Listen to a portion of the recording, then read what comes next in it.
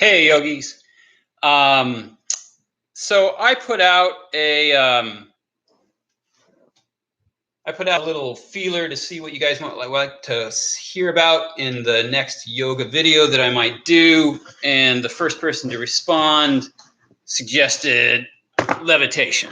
So let's talk levitation. That's kind of a fun subject for us to talk about in yoga. The Maha cities, the Ashtamaha cities, the 8 great powers of yoga, always fun to discuss. So we'll talk textually and we'll talk kind of subtle body stuff. It'll give us a chance to review the subtle body if you guys are interested in hearing about that sort of thing. Because it kind of involves how we get this done in the tradition. How do we get levitation done? So let's go to Yoga Sutras, which is always kind of our watchword. So Yoga Sutras in 340, we get this kind of fancy Sanskrit phrase, and I'll see if I can not mangle it. Udana Jaya Jala Kantaka Dishvashanga Ukrantishcha.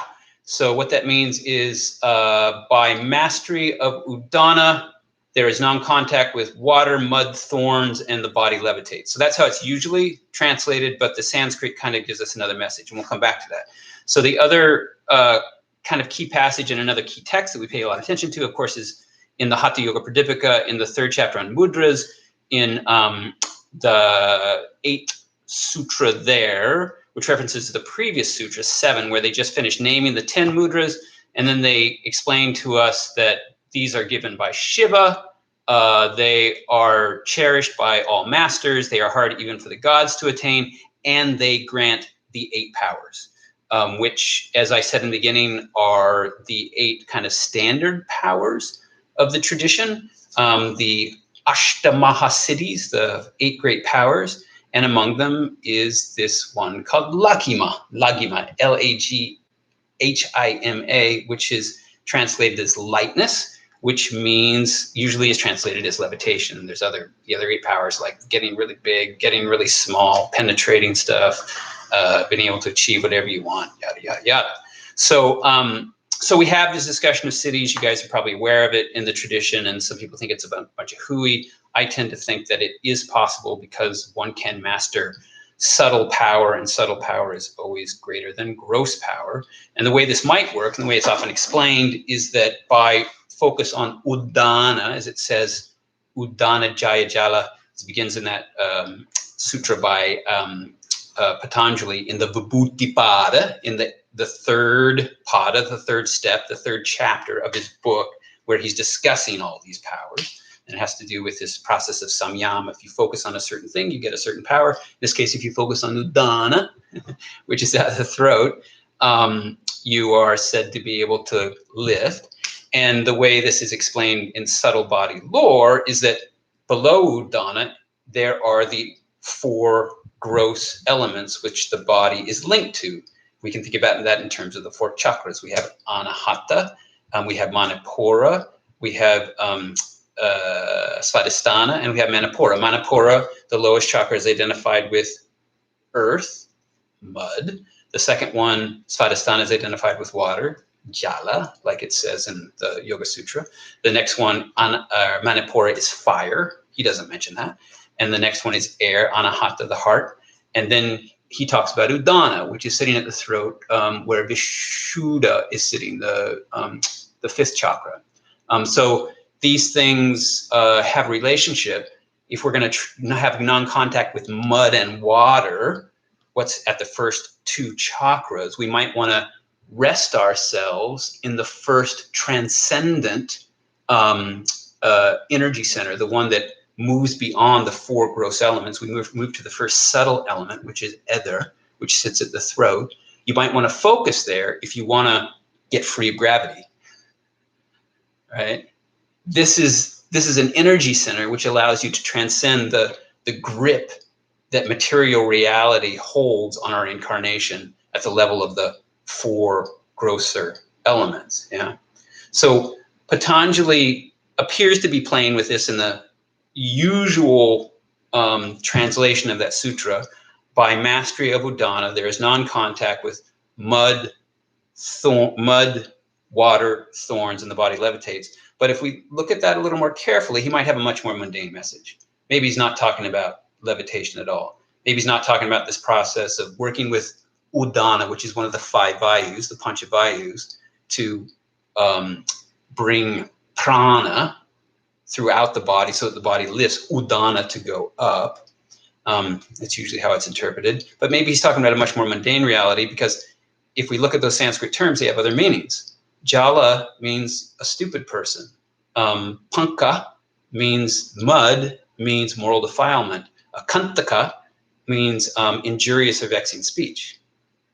And what is Udana? Udana is the center of speech. Yeah. So his message may be simply a moral message. It's not actually about levitation at all. And as far as we're concerned, that might be a better message for us. The likelihood that we'll meditate or we'll levitate in this lifetime is slim. Probably take more focus than we could bring to it. And that focus would be better spent on maybe controlling how we talk, not talking when we need to, or having sweet speech when we need to, and therefore avoiding vexing or injurious speech, kantaka, avoiding morally impure speech, panka, and avoiding getting engaged with, it says stupid people. That's kind of harsh, but people who we might get in conflict with. Yeah, and then we can have this sense of passing away, asanga, which is usually translated as levitation, though it also might be a play, anga, asanga, the 8 limbs, the 8 parts of the Ashta Mahasiddhi. Who knows? Maybe he had some thought of the 8 powers in those days, and maybe which could be relating to his idea of the 8 limbs. There's always these many subtle levels of discussion going on in Patanjali's Yoga Sutra. And even I realized the chakra thing is a bit of an imposition, because we don't get really the chakras discussed until the 8th century in the Hatha Tantra, which is a Buddhist text. But maybe he had some awareness of the chakra system too, or he's aware of the elemental system below Udana, and that's why he gave us that idea of the powers. So at the end of the day, we might be getting a message that mirrors this discussion that we get in Hatha Yoga Pradipika in the 15th century about the 8 powers, that has to do with lagima, the levitation discussion. Or we might just simply be getting a message around, hey guys, control how you use your speech with others. And maybe the upshot of that will be that you'll avoid problematic entanglements. It's kind of the muddy element of reality. And you will have asanga, you